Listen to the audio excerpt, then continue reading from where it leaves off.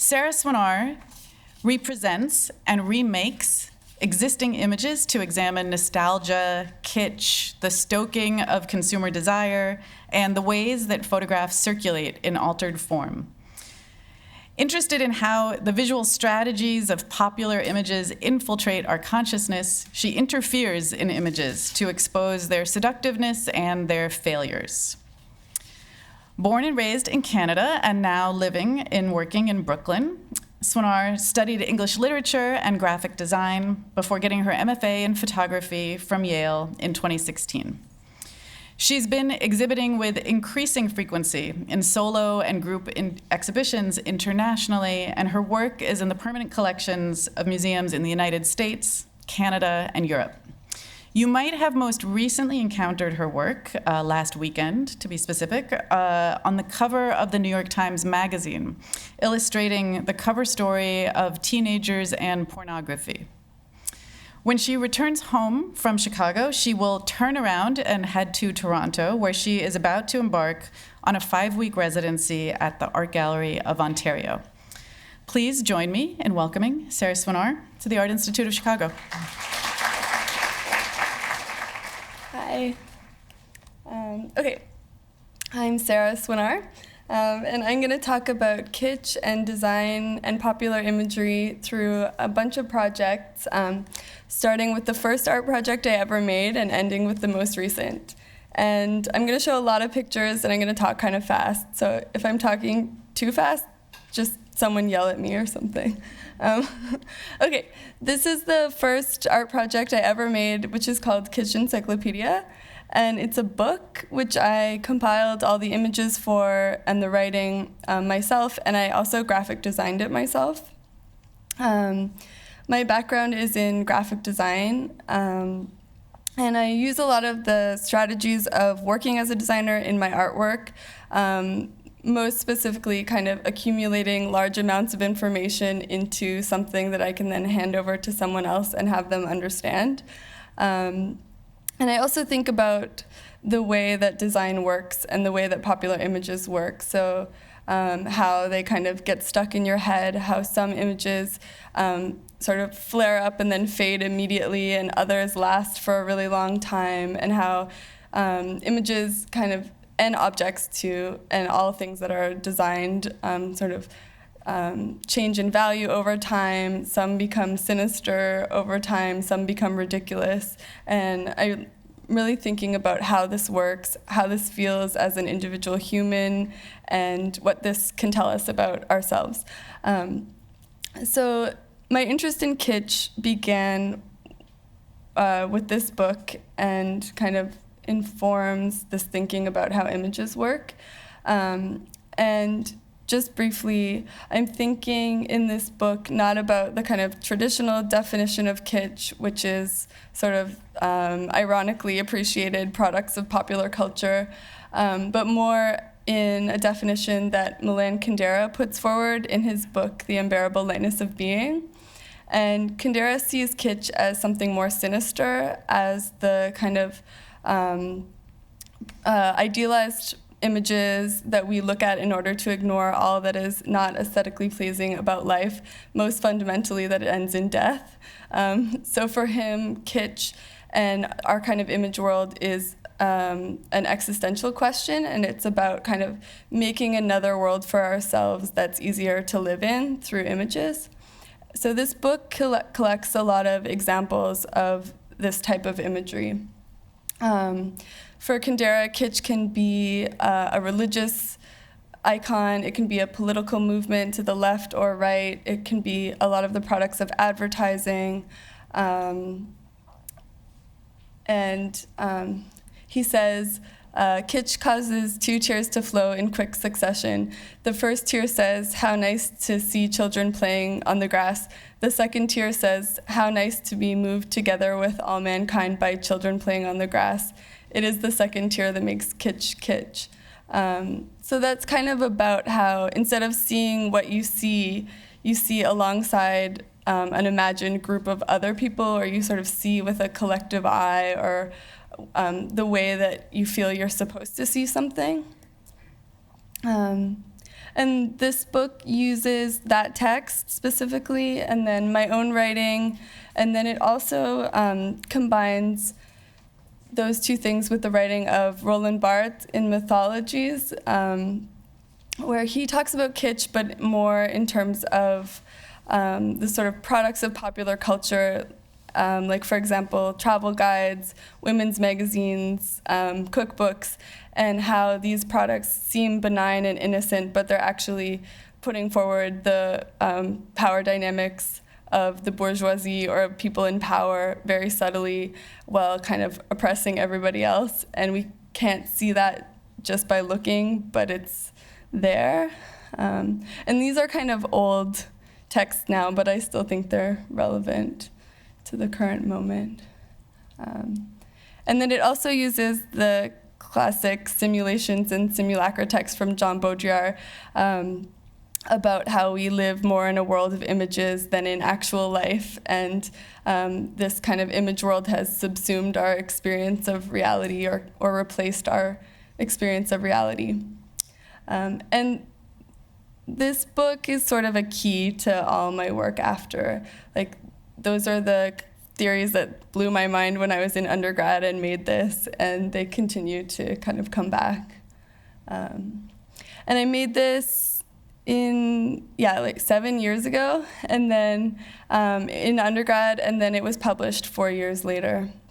And when this was published, I was working at the New York Times Magazine as a graphic designer, and I worked there for 3 years. And I was mostly doing design, and then I kind of started confronting the limitations of graphic design and wanting to do something else. And so at this point, I started shifting more into making art. And I taught myself how to do photography, kind of in the mornings before work and after work and on every vacation.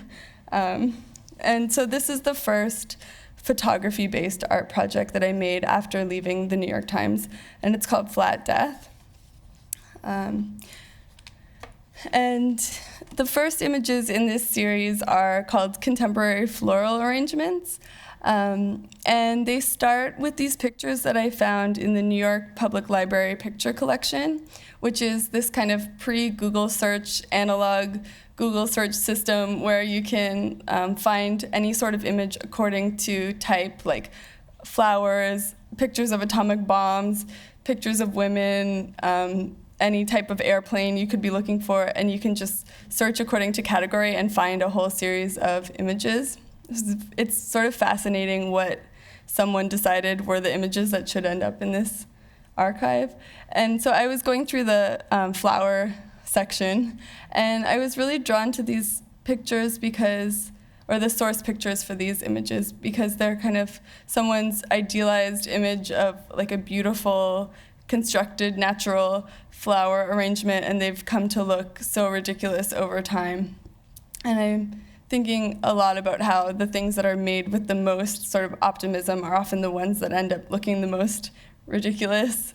And that's when they become interesting to me. So these, I print out, or I sort of scan the flowers and then blow them up really huge, so they're about 5 feet by 6 feet, and then place them on the studio floor and start rebuilding on them with other objects. And I actually made the first of these in my parents' basement. So I was sort of rifling through their junk drawers and thinking about this kind of democratic archive that everybody has of objects that have been forgotten or disregarded but haven't completely disappeared. And I was also trying to find things that were heavily designed and that had shared a similar fate to the source photographs that had been kind of very much of their moment and then look very much not of the moment anymore. And finding a sort of structure or vessel to combine and represent all these things together. Here's a close-up of it. And I was also thinking at this time about like what is worth showing as a highly produced art photograph or as a big art photograph. And I was sort of trying to figure out how to make art without an art background. And a lot of the images that we see of like art photographs are kind of highly produced, like Gregory Crutzen or Gursky, or these really big production value pictures. And I wanted to figure out how to make something that used what was available to me and what was an economy of means, and things that you might not normally see in an art photograph. And then also in this series, I made these pictures on these old gum display stands. And this is a similar way of working, of photographing sections and then blowing them up, adding more objects in, rephotographing them, printing them as 4x6 prints, placing them back on the picture, and then rephotographing the whole thing. So it becomes this like flat new image where way more objects are stuffed into the already stuffed still life.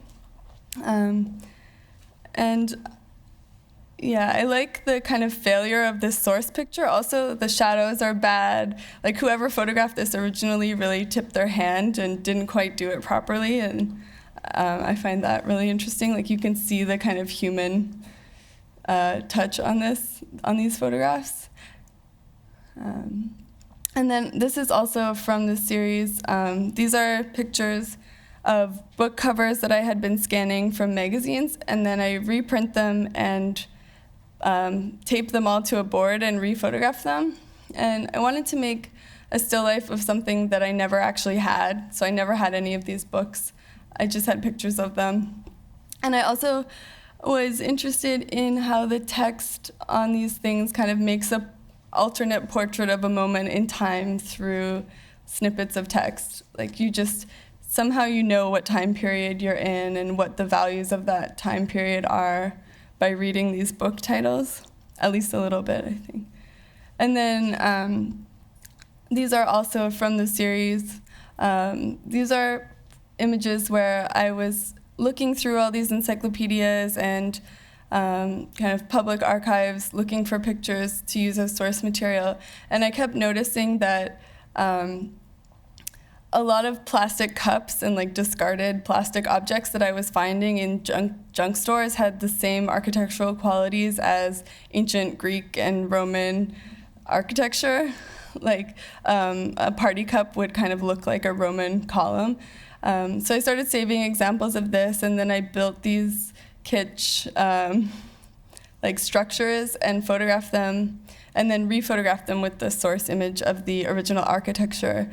And I just love how like our most valuable images of ancient Greek monuments trickle all the way down to our least valuable objects, these plastic cups.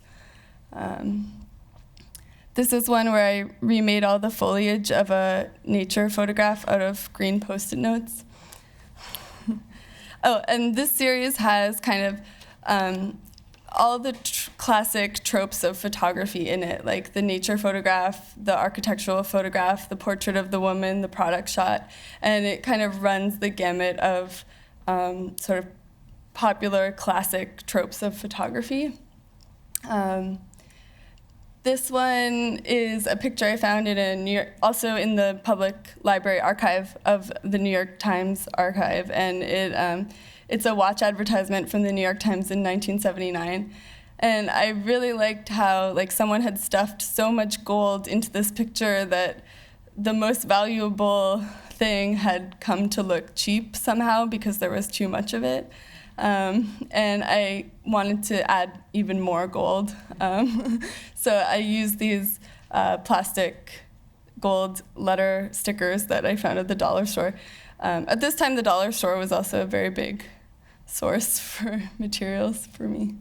And in this series, I also made these photographs where I'm scanning pictures from darkroom manuals and old photographs through the scanner and kind of moving them to bring out the colors that make up the black and white images.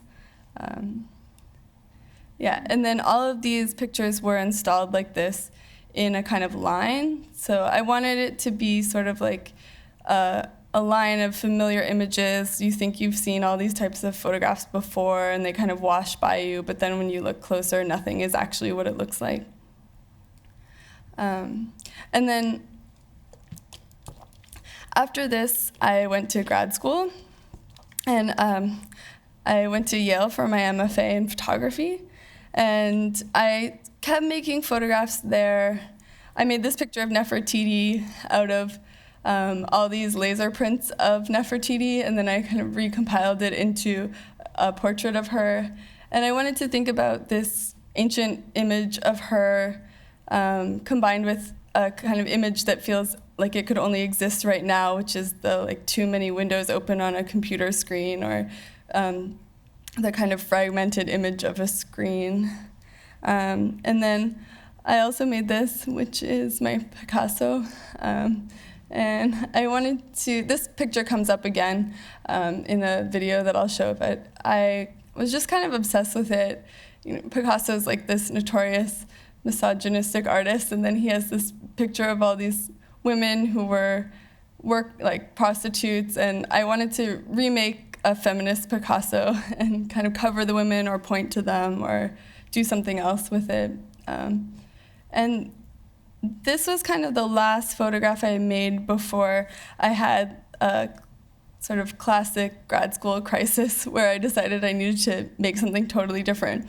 So I started making video after this, and I just felt at this time like I was making these photographs and I was thinking and researching so much, but a lot of that content was getting lost in these final images that are sort of so aesthetically specific. And I wanted to kind of literally speak again in my work and bring writing back into it, like in the Kitsch Encyclopedia book.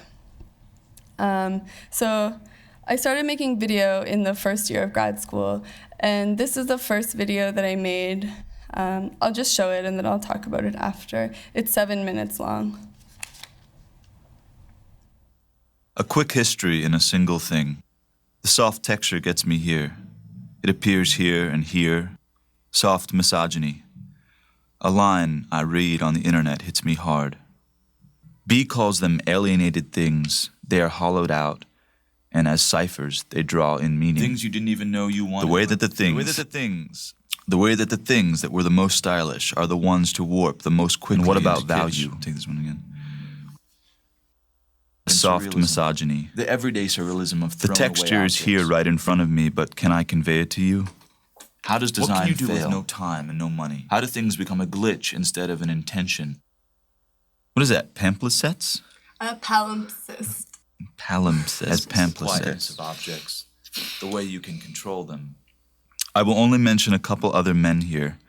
I will steal their thoughts. The information like my pictures sits on its surface and not within its body. Palimpsest. Look at this beautiful presidential bust. I accept Grey everything. Chrome under city bench. A soft misogyny. There are these Nike shoes I got. I build them on a website. Then they appear to me in real life 6 weeks later. Is there a better alchemy than that? But they are pudgier and puffier than they were in the picture, too plasticky, the wrong shade, like a pair of hands in another set of photographs I found. Just look, slowly, as they're coming in from the side. So I take that here too. Among the things that B recorded in his scrapbooks were velvety interiors.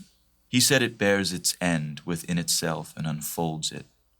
Ciphers, these boxes. And what truth is there in objects? I am the organizer of my own archive, a quick history in a single thing.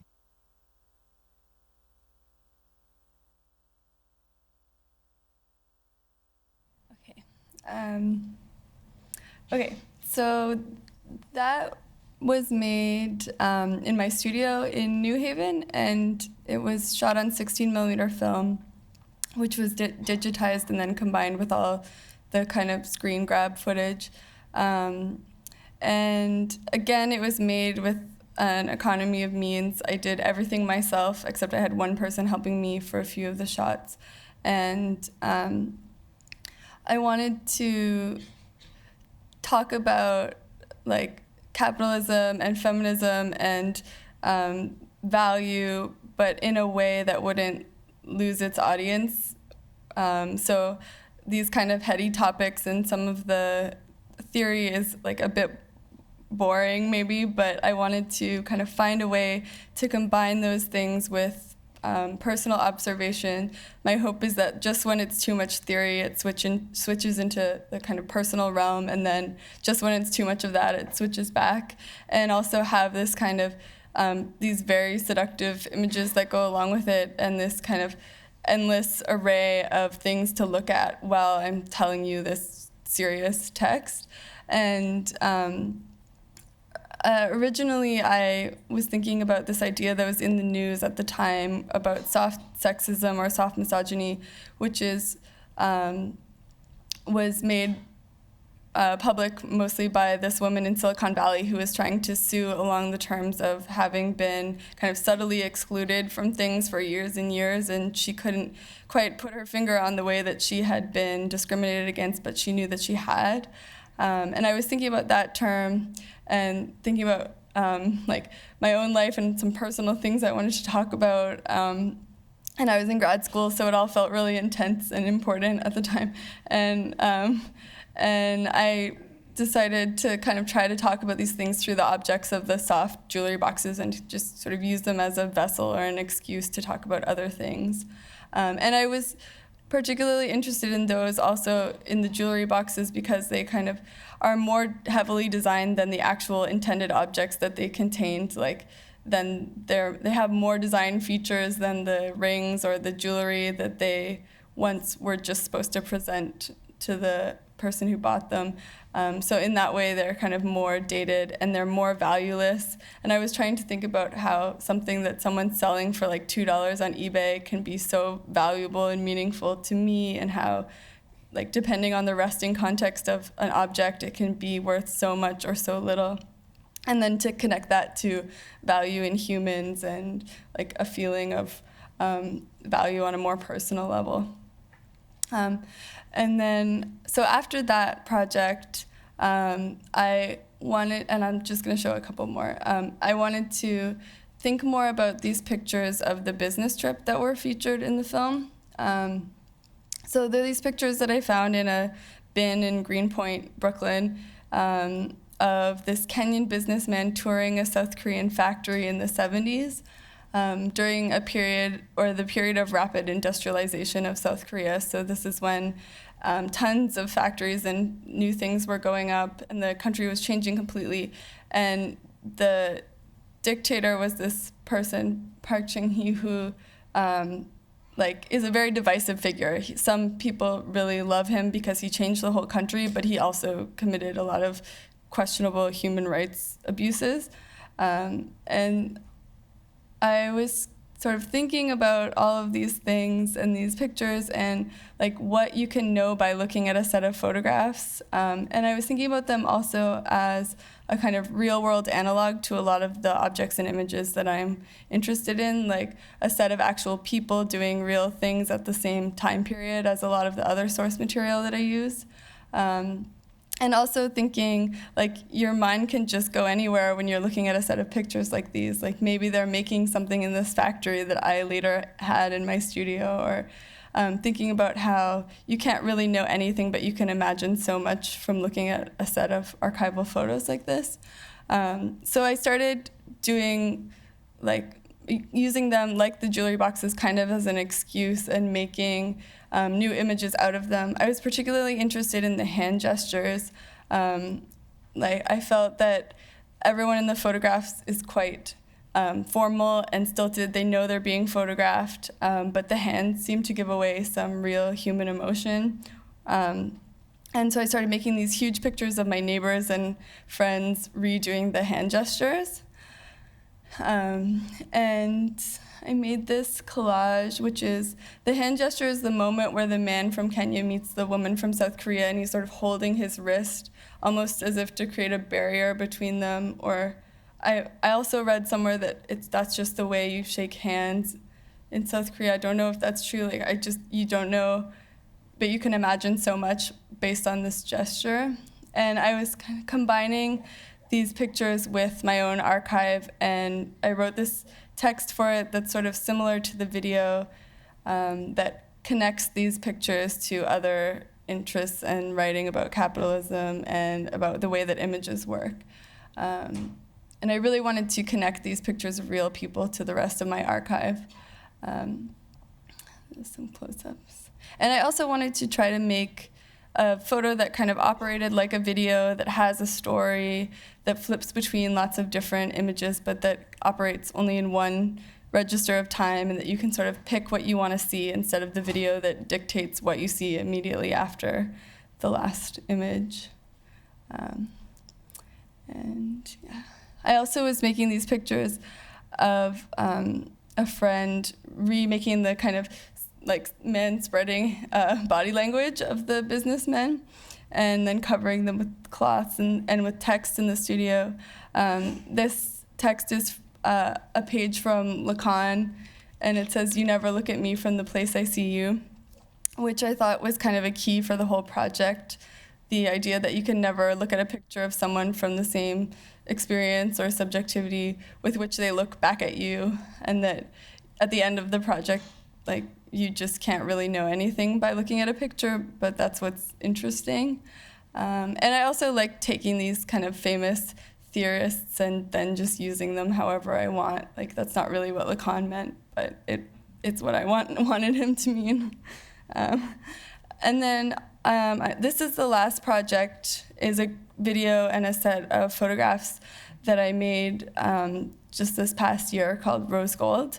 And I'll show the video first. It's 8 minutes long. It's a sequel kind of to the last one, and it does everything that I didn't get to do in that one in a way. And it's about the rose gold iPhone, among other things.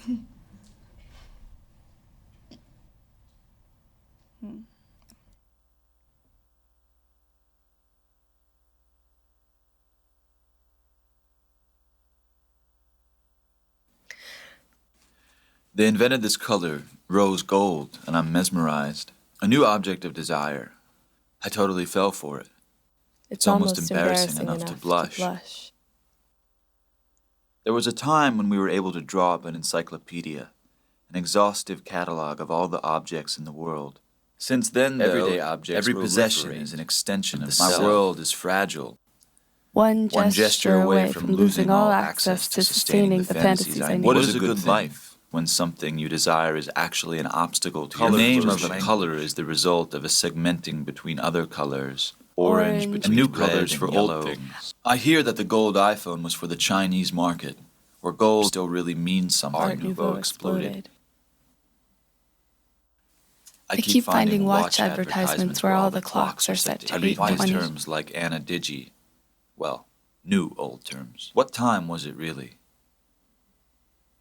I go to check what time the Apple Watch is set to. I find myself wanting one. What Material kind of person feel am of a year or an age. Intuition is the work of history translated through personal memory. But how much can you fit in the cloud?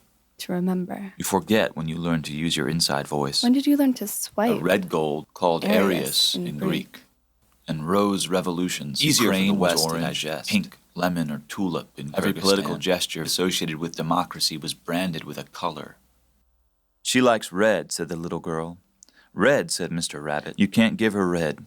Something red, maybe. The actual vulgar color of tulip. You can make anything no color. Coral. I don't really have to talk anymore. I delegate my speech to my fingertips. And in the world, I become quieter. Is the rose gold iPhone a totem? Does it signify an order? Maybe you won't even remember it at all.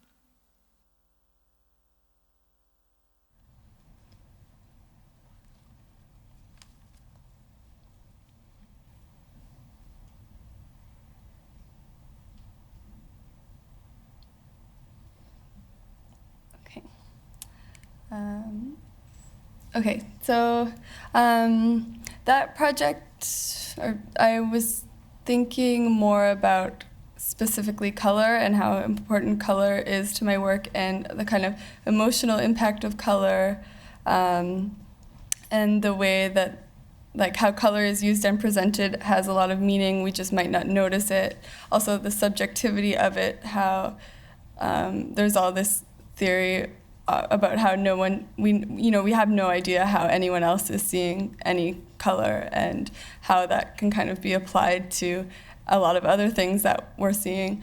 And when the rose gold iPhone came out, I was like, this thing is perfect. It contains so much of what I'm interested in. It is like an object in which, it's the same thing as it always was, but with a new color, so sold as a new thing. And it's so of its time, and it's already fading from view. And I really wanted to connect it to other objects and images in which color was used as a selling point. So for example, like the melamine cups in the video are these plastic objects that were sold in the 50s and 60s, and the original marketing for them was about how they were indestructible. Like all the advertisements had people dropping them from big heights, and it was like they'll never break. But it turns out that they do break, and they stain. Also, they turn into whatever color, whatever liquid you put in it over time, and they begin as these super idealized, loved objects, and then they just completely faded out of view. And obviously the rose gold iPhone is going to share the same fate. So I wanted to connect these kind of older cycles that we can see more clearly because they're further in the past with the things that are happening around us right now. Trying to think if I forgot anything about that. And then the voiceover in both the films is this voice actor from Yale, and I specifically sent out all these emails trying to cast a male with an authoritative voice, and I wanted it to be this kind of male voice of authority, like how an encyclopedia would speak if it could talk. And then I come in occasionally to correct him and to make clear who's actually in charge.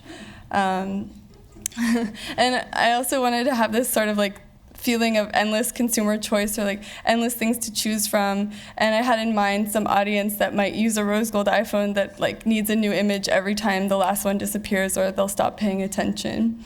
And then just the last few pictures I'll show.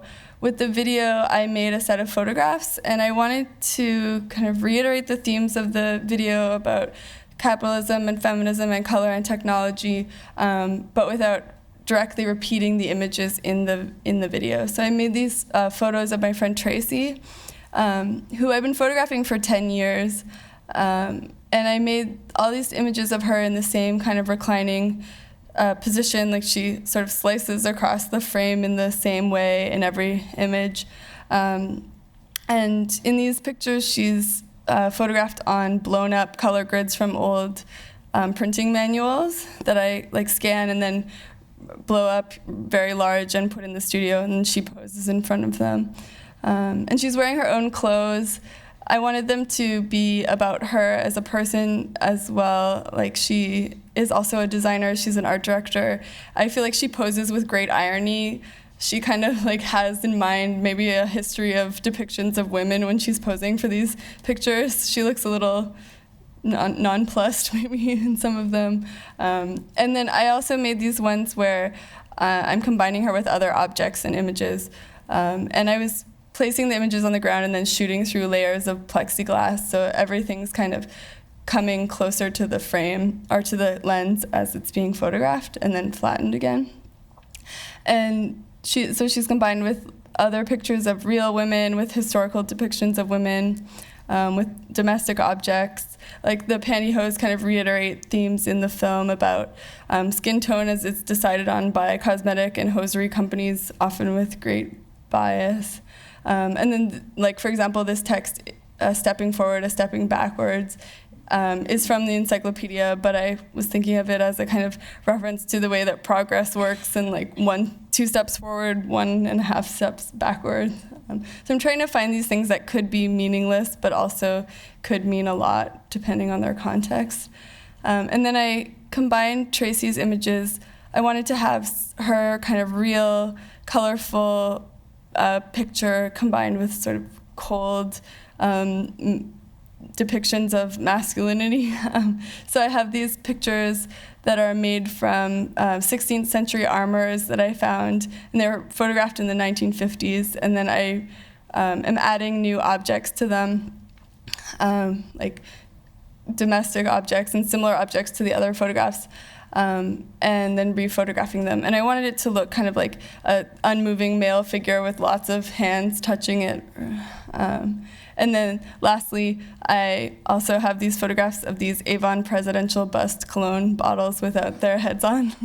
And so the photos kind of are about like the masculine depictions are objects and the female depictions are a real woman, and it's about these kind of political or military images of power versus like an actual human who they might affect. And I wanted to have this contradiction between the two different types of images as a kind of support for the themes of the video. And I think I'll end there. Thank you.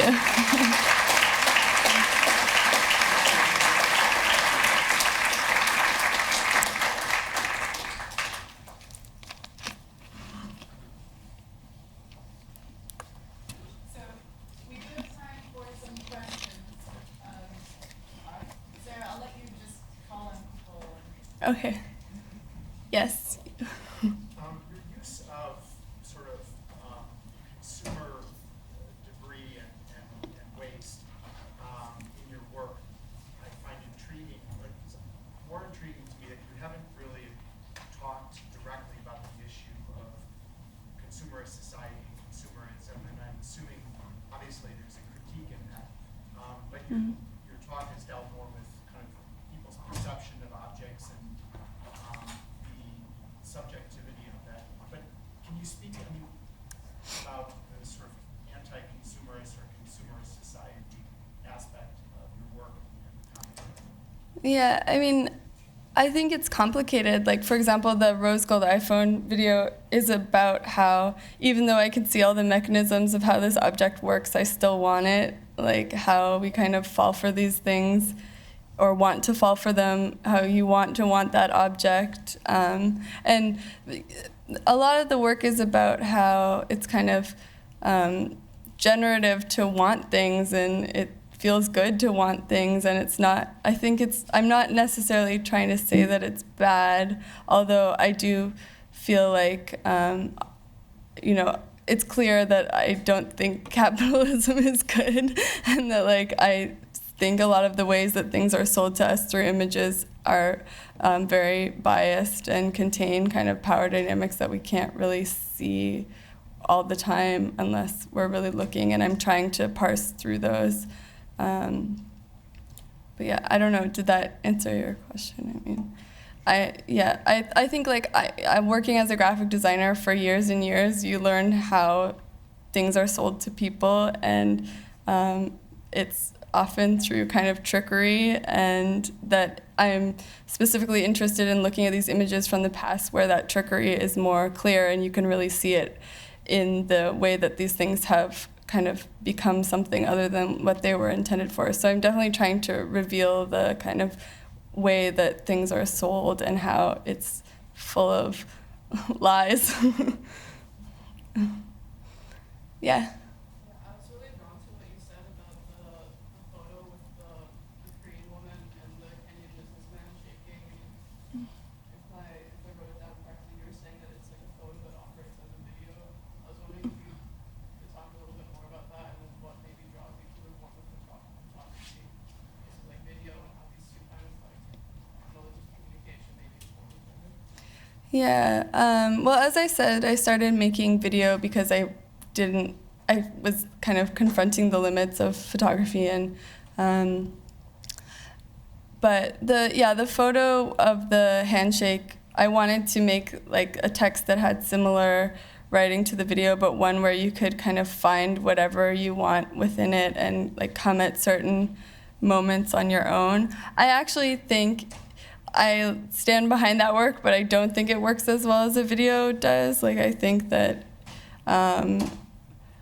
the kind of way, the rapid pace of the video works better for speaking than writing on a photograph necessarily does. But I think that they're both, I don't know, I like that you could spend a lot of time looking at one texture of one thing in a photograph and then kind of come at a much faster explanation of what's going on in the video, and I think that they're both important. I also think I'd go crazy if I just made one type of work all the time, so just on a like personal sanity level, like switching between the two mediums has been really good.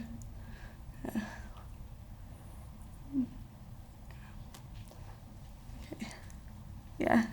In your photo collage that you made after the videos, you were talking about how the viewer can move through that surface as he or she pleases. Mm-hmm. But in your videos, you pick a very specific linear path. Mm-hmm. How do you come up with that path, and do you think that those videos could be made in a variety of different ways? Yeah, like the videos start as kind of 50-page text documents and then as hour-long recordings, and then I just comb over them and like cut and layer. And part of the reason they're so layered is because I'm trying to stuff as much into them as I possibly can. But yeah, I mean, I'm not necessarily trying to make it so that you can follow the thread the whole time. I don't think that you really can on the first viewing, but I am trying to kind of tell a story in a way that makes sense. So the linear narrative of the videos is very deliberate, even though it's not like a traditional narrative. And then in the photo, it does go from top left corner to bottom right in a similar kind of story, but I don't expect anyone to ever be able to follow it, and I think that's kind of nice. Yeah. Yeah. Wondered if you wanted to say some words about the relation of a historical past to the contemporary present. What is it that drives you to give a certain patina or a certain out-of-dateness in the videos in particular, something beyond or beneath the particular time period of objects that we see drawing and choosing, objects that are not in our own moment, so not the Rose Gold Line photos. But anyway, do you have some more thoughts you want to share about time and history and its role? Like on why the kind of a sensibility of the photo looks of the same time as a lot of the source material. Yeah. I mean, that's one of the questions that I can never answer, and that the video, like I made the soft film video trying to answer that question. Like, people kept asking me in grad school, why do you care about all this old stuff? And I could never quite answer. And I think it's actually a generative question not to be able to answer for me, but I still can't quite say. But I do think, like, as I mentioned, like this period of optimism and being able to see more how things work in the past just makes it easier to talk about and to think about. And like the videos are shot on 16mm. I wanted it to be this kind of confusing time period. Like, you see things that you know are of right now, but the feeling of the whole thing is in another time, and thinking about like the same things coming at us again and again, like the melamine cups versus the iPhone, and kind of making a world in which you can't quite tell what time you're in at all. And then, like, on a more simple level, a lot of the images from the past are simpler. Like, they're easier to work with because they have less in them. Now we stuff so much into every picture that we have. Like, advertisements have so much more in them. And I think that, for example, like, these are really simple images. That's another thing from old. I think that's another reason a lot of this stuff looks older that maybe isn't immediately apparent. Yeah.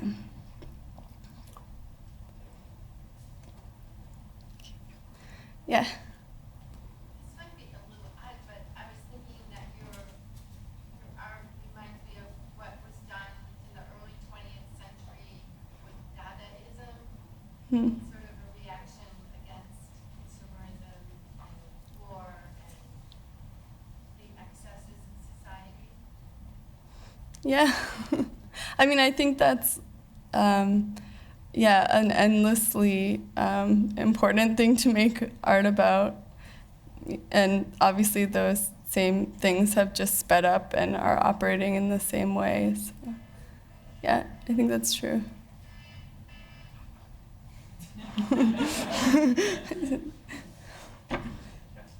Yeah. Besides the limitations of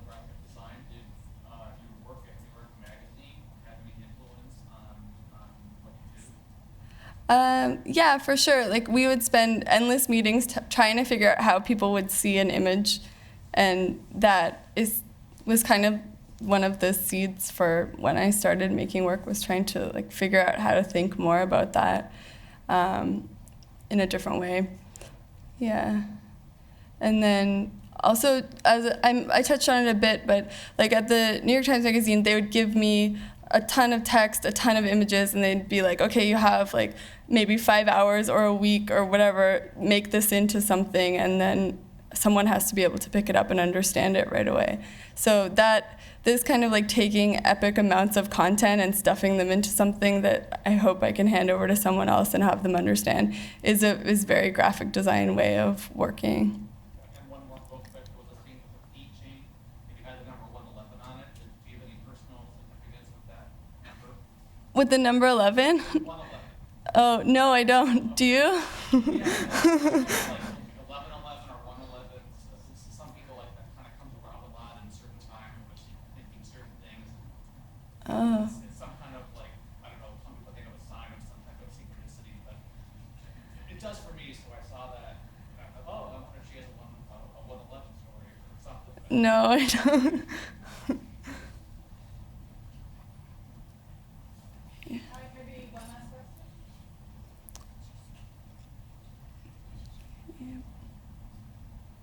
Yeah.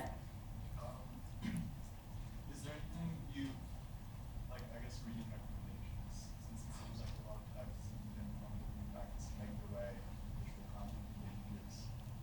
Just recommend one or two things maybe that have influenced you recently or in a more Can you repeat your question?